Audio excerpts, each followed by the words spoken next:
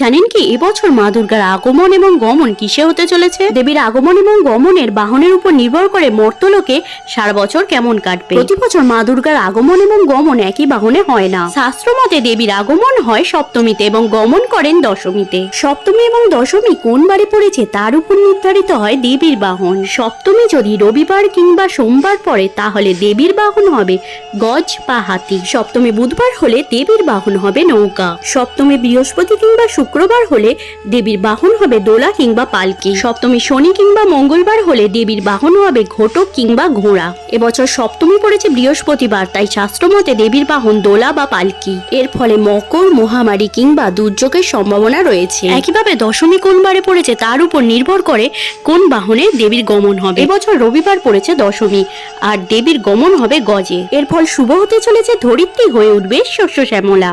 অবশ্যই কমেন্টে লিখুন জয় মা।